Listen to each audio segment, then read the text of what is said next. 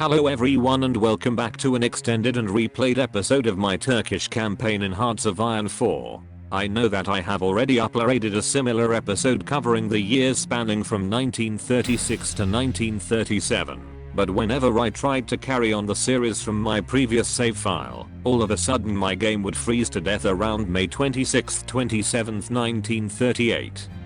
In some cases even around June 1st of the same year, forcing me to manually restart my computer via the power button. I tried many options to fix this annoying issue, and it seems that the lovely software Bandicam, the one I'm currently using to record whatever I do in Hearts of Iron 4, was responsible for this mysterious freezing. A couple of days ago I tried to run Hearts of Iron 4 without Bandicam and the game went smoothly until 1940. This is why, all of a sudden, you will find a break in the gameplay, jumping from the end of April directly to June. Indeed, the idea of closing everything, play without Bandicam for 1 month, and restarting the recording software as well as Hearts of Iron 4, right after it seems to have done the trick, and fixed this issue.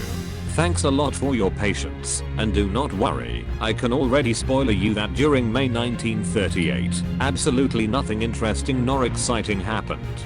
But still, as I'm a very honest player, I decided to restart the game from the beginning and to show you step by step all what Fieldmarshal Teo92 decided to do. Many of you, if not most of you, may did not have noticed the big difference at the beginning of the campaign.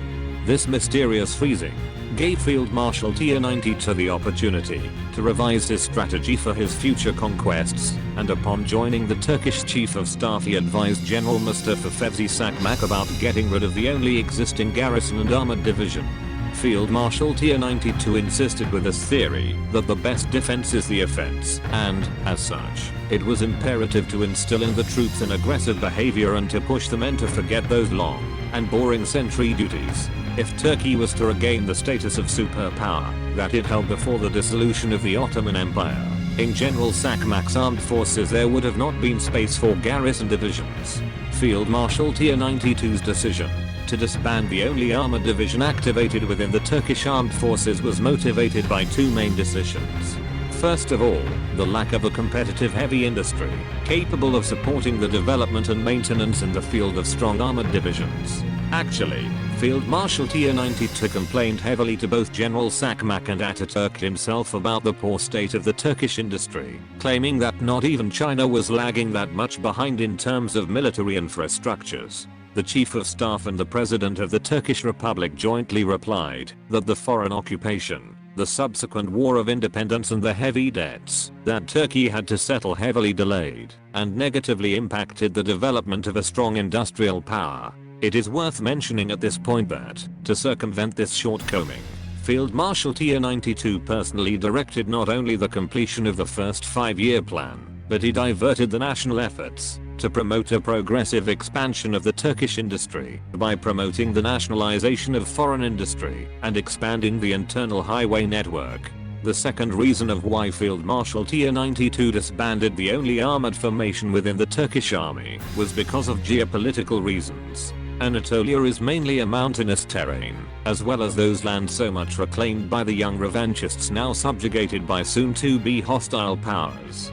From the Balkans to the Caucasus rich of natural resources, any armored formation would have had not too few problems in conducting a war of maneuver, a job that would have been much more feasible for small and flexible cavalry formations. While Fieldmarshal Teo92 carried a fearsome reputation for being an excellent and undiscussed leader of armored formations, he astonished the Chief of Staff of the Turkish Armed Forces as well as several senior members of the military leadership when he announced that the next war would have been fought with horses, guns, planes and armored cars. True, while many amongst the youngest, and within the military, sustained his ideas of waging an offensive war to retake the lands which belonged to the defunct Ottoman Empire, the reality was that the Turkish industry could not even provide enough war tools with which to fully equip the 28th Division of the Standing Army.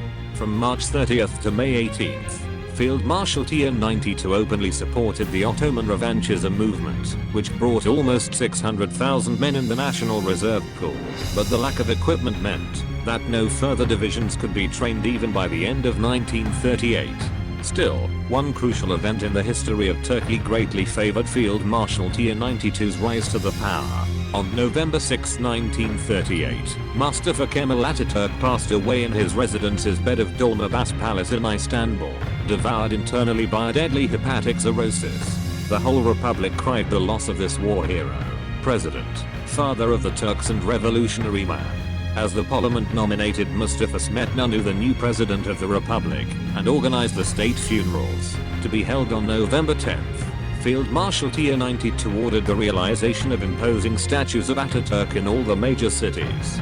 Still, he kept a stiff upper lip as in slightly more than a month later, on December 24th, he appointed the fervent nationalist Nihilatsis as Minister of Internal Affairs, and on the very same day he publicly supported the One Fist Popular Movement, the main opposition party to Nanas' ruling party. With this declaration, Turkey officially embraced the path towards fascism, but history only will tell if this was really the right choice.